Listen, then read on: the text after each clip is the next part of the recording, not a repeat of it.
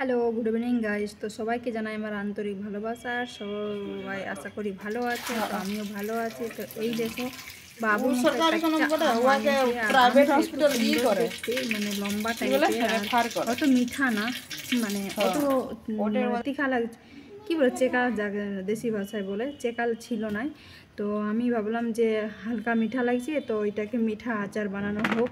তো আমি দেখো বঠিনে ফটাফট কেটে নিলাম, আর একটু বীজ হয়ে গেছিলো, প্রায় পাকা পাকা হয়ে গেছিলো। তো আমি ভালোভাবে কাটলাম আর বাবু মশাইকে খাবার দিয়ে দিয়েছি। তার আগে সবাইকে জানাই, আমি আস্তিক দাদা ভাইকে আমার প্রণাম জানাই, আর আমার গুরু ও আর ওকে কোটি কোটি প্রণাম।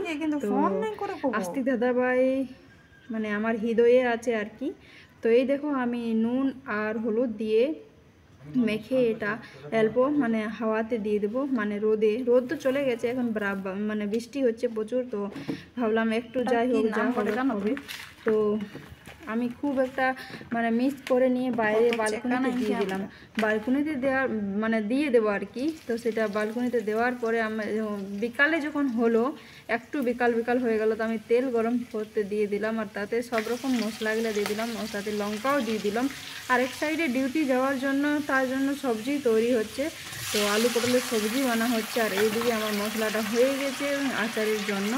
আর অ্যাকচুয়ালি আমি আচারের যে মশলাটা, সেটা আমি আগেই বানিয়ে রেখেছিলাম, আঙুরের আচার বানিয়েছিলাম। তো একটু মশলা থেকে গেছিলো, তো ভাবলাম যে ওই মশলাটা কাজে লাগিয়ে দেব মানে। আর এদিকে দেখো আমার মানে আলু পটলের সবজিও হচ্ছে, আর এটা আমি ডিউটির জন্য তৈরি করছি। আর এই দেখো, আমি একটু একটু মশলা দিয়ে দেবো আচারটা তো আর সবজিটা তো।